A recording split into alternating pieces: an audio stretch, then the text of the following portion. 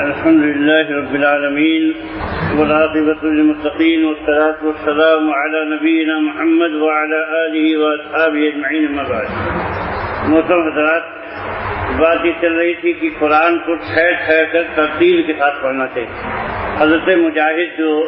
ایک مشہور تابعی اور قرآن مجید کے بڑے علماء میں سے ہیں، ابن عباس رضی اللہ عنہما وغیرہ کے شاگرد ہیں، تو ان سے ایک آدمی نے سوال کیا کہ دو آدمی ہیں جو سورہ بقرہ، ایک آدمی جو ہے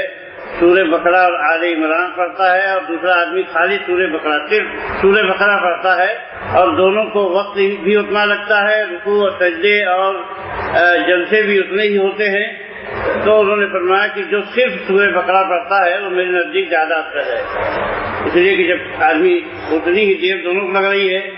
اور ایک آدمی دو سورے پڑھ لے جاتا ہے، ایک آدمی ایک، ظاہر بات ہے جو دو سورے پڑھ لے جاتا ہے بہت جلدی پڑھتا ہوگا، تبھی جو ہے دو سورے پڑھ لے جائے گا. تو اس لیے فرمایا کہ جو ایک پڑھتا ہے وہ زیادہ بہتر ہے، اس لیے کہ وہ سمجھ بوجھ کر اور غور و فکر کے ساتھ پڑھتا ہوگا. اور اکثر علماء کیا ہے قرآن میں ترتیل کو پسند کرتے ہیں، مستحب سمجھتے ہیں، تاکہ جو ہے پڑھنے والا قرآن کو اچھی طرح سمجھے. حضرت حفصہ رضی اللہ تعالیٰ عنہ بیان فرماتی ہے کہ کان رسول صلی اللہ علیہ وسلم یقرأ بالسورۃ فیرتلها حتی تکون اطول منها. رسول اللہ صلی اللہ علیہ وسلم کوئی سورے پڑھتے تھے تو اس کو ترتیل کے ساتھ پڑھتے تھے یہاں تک کہ وہ جو ہے لمبی ہو جاتی تھی. اس کو جو ہے مسلم اور ترمذی وغیرہ نے روایت کیا ہے. تدبر کے سلسلے میں کبھی کبھی جو ہے کیا ہے، ایک ایک آیت کو جب آدمی کی طبیعت اس میں لگ جائے یا زیادہ معنی جو ہے گہرائی کے ساتھ سمجھتا ہو تو کبھی کبھی ایک ہی آیت کو آدمی کئی بار پڑھتا ہے، تو یہ اس سے بھی جو ہے آدمی کو فائدہ ہوتا ہے. چنانچہ حضرت عائشہ رضی اللہ تعالیٰ عنہ بیان فرماتی ہیں کہ قام النبی صلی اللہ علیہ وسلم بآیۃ من القرآن لیلۃ، کہ ایک رات اللہ کے نبی صلی اللہ علیہ وسلم نے قرآن کی صرف ایک ہی آیت میں گزار دی، یعنی پوری جو ہے آپ کی نماز کیا ہے ایک ہی آیت میں گزر گئی. اور حضرت ابو ذر رضی اللہ تعالیٰ فرماتے ہیں کہ نبی صلی اللہ علیہ وسلم کھڑے ہوئے اور جو ہے رات میں قیام اللیل کرنے تو صبح تک جو ہے یہی آیت پڑھتے رہے، ان تعذبہم فإنہم عبادک وإن تغفر لہم فإنک انت العزیز الحکیم، کہ اگر تمہیں عذاب دے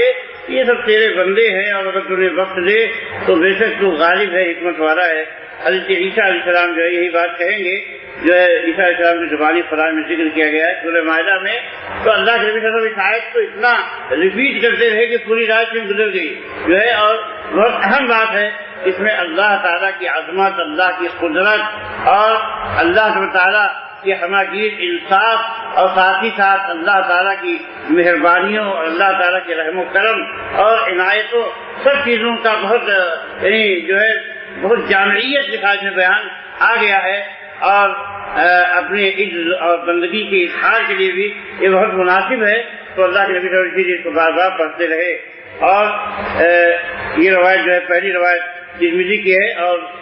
یہ روایت جو ہے احمد کی ہے، دونوں کو علامہ البانی نے صحیح کہا ہے. اور اسی طریقے سے حضرت قتادہ ابن نعمان رضی اللہ عنہ ایک رات میں صرف قل اللہ احد ہی پڑھتے رہ گئے اور بار بار کو پڑھتے تھے اور کوئی جو ہے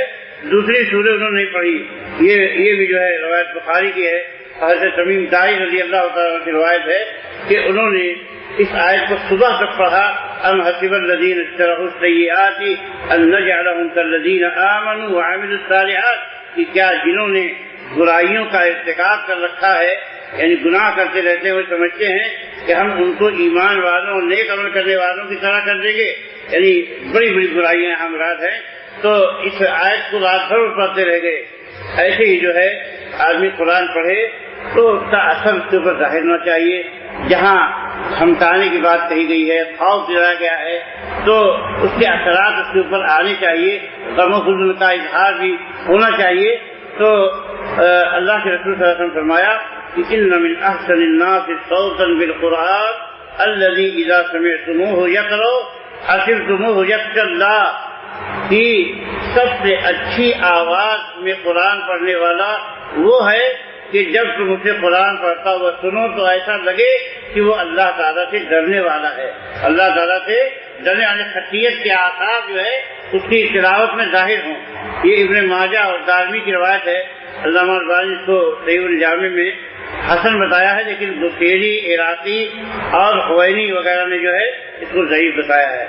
تو ایسے ہی ایک اور ضعیف روایت ہے ابن ماجہ کی، جس میں آیا کہ اقرؤ القرآن وابکوا فإن لم تبکوا فتباکوا، کہ قرآن پڑھو اور رو، اور اگر رونا نہیں آتا تو روتے جیسے بن جاؤ۔ یہ روایت ضعیف ہے۔ تو اس میں یہ بتایا گیا ہے کہ آدمی اگر قرآن سے جو ہے متاثر نہیں ہوتا، اس کی آنکھ نہیں روتی ہے اور اس کے اعضاء و جوارح میں جو ہے تبدیلی نہیں آتی، اس کے رونگٹے کھڑے نہیں ہوتے ہیں، تو کم از کم ظاہری طور پر جو ہے حزن البقاء کا اظہار کرے اس کی محرومیت پر، کیونکہ بہت بڑی مصیبت ہے، قرآن کا اثر نہیں ہوتا ہے۔ حضرت حذیفہ رضی اللہ تعالیٰ عنہ بیان فرماتے ہیں، صحابہ اور اللہ کے نبی کا معمول آپ دیکھیں، قرآن کے ساتھ ان کی زندگی گزرتی تھی، ہر اعتبار، ظاہری اعتبار سے بھی، عملی اعتبار سے بھی۔ تو فرماتے ہیں کہ میں نے صلیت مع النبی صلی اللہ علیہ وسلم ذات لیلۃ فافتتح البقرۃ فقلت يرقى عند المئة ثم مضى فقلت يصلي بها في ركعة فمضى فقلت يرقى بها ثم افتتح النساء فقرأها ثم افتتح آل عمران فقرأها۔ کہتے ہیں کہ میں نے رسول اللہ صلی اللہ علیہ وسلم کے ساتھ ایک رات نماز پڑھی تو آپ نے سورہ بقرہ شروع کی، پھر میں نے کہا کہ ہو سکتا ہے 100 آیت تک پہنچیں گے تو رکوع میں چلے جائیں گے، پھر آپ پڑھتے رہے اور میں نے کہا کہ ہو سکتا ہے کہ ایک رکعت میں پورا ختم کر دے جو ہے سورہ بقرہ پر، لیکن اس کے بھی آگے آپ بڑھ گئے، اور میں نے کہا اچھا ہو سکتا ہے کہ اب رکوع کر دیں جو ہے، پھر جو ہے آپ نے سورہ نساء شروع کر دی، اس کو پورا پڑھ ڈالا، پھر آل عمران شروع کر دی، اس کو پورا پڑھ ڈالا۔ اور کیا فرماتے ہیں کہ ایسا نہیں کہ تیز پڑھ رہے تھے، ایک دم ٹھہر ٹھہر کے پڑھ رہے تھے، ایسے پڑھ رہے تھے کہ اذا مر بآیت تسبیح سبح، جب تسبیح والی کوئی آیت آتی تو تسبیح پڑھتے تھے، اللہ کی تسبیح بیان کرتے تھے۔ اور جب اذا مر بآیت سؤال سأل، جب کوئی سوال والی آیت ہوتی جس میں اللہ کا فضل مانگا گیا ہے تو آپ بھی اللہ سے سوال کرتے تھے۔ وَإِذَا مَرَّ بِتَعَوُّذٍ تَعَوَّذَ، اور جب کسی چیز سے اللہ کی پناہ مانگی گئی ہو تو آپ بھی اللہ کی پناہ مانگا کرتے تھے۔ آپ بتائیے کہ ایک ایک آیت کے ساتھ تفاوت، یعنی جس آیت کا جو میسج ہے، جو پیغام ہے، اس کے مطابق عملی مظاہرہ بھی اللہ کے نبی صلی اللہ علیہ وسلم کا ہوتا تھا۔ تو اس سے اندازہ لگائیے کتنی لمبی آپ کی نماز اور کتنا زیادہ قرآن مجید کا اہتمام، اور یہی کام جو ہے ہر آدمی کو کرنا چاہیے جب قرآن پڑھ رہا ہو، چاہے نفلی نماز کے اندر کب پڑھ رہا ہو یا جو ہے باہر پڑھ رہا ہو۔ جب اسی لیے امام نووی فرماتے ہیں یستحب هذا السؤال والاستعانة والتسبيح لكل قارئ سواء كان في الصلاة أو خارج منها، کہ یہ سوال اور یہ اللہ سے مدد مانگنا اور تسبیح پڑھنا جو ہے ہر قاری کے لیے ہے، جو بھی قرآن پڑھ رہا ہو، چاہے نماز پڑھ رہا ہو یا نماز کے باہر ہو۔ جو ہے امام نووی رحمۃ اللہ نے طبیان میں الطبیان کیفیت میں یہ بات صحیح ہے۔ تو یہی طریقہ ہے کہ جب قرآن پڑھا جائے تو قرآن مجید کا جو پیغام سمجھا جائے، یعنی اللہ تعالیٰ کے عذاب کا ذکر ہے کہ فلاں قوم کو اللہ تعالیٰ نے قوم لوط کو ہلاک کر دیا، قوم لوط کو ہلاک کر دیا، تو کہنا چاہیے اے اللہ میں جو ہے تیرے عذاب سے تیری پناہ چاہتا ہوں، اے اللہ ایسے عمل سے بچا کہ جو تیرے عذاب کی طرف، اس طرح کی باتیں آدمی اللہ سے مانگے، جو ہے یہ دعا کا صحیح مقام ہے، جو ہے کہ اس طرح قرآن پڑھتے ہوئے اور اللہ تعالیٰ سے مانگتا جائے، اور اگر اللہ کے کرم کا بیان ہو تو اللہ کی مہربانیاں، اللہ کی مغفرت، اللہ تعالیٰ کی بخششیں طلب کرے۔ یہ سب صحیح مقام ہیں دعاؤں کے، جہاں انشاءاللہ دعائیں قبول بھی ہوں گی۔ اللہ تعالیٰ ہم کو دین کی سمجھ عطا فرمائے۔ اقول قولی ھذا واستغفر اللہ لی ولکم ولسائر المسلمین من کل ذنب، صلی اللہ تعالیٰ علیہ وسلم۔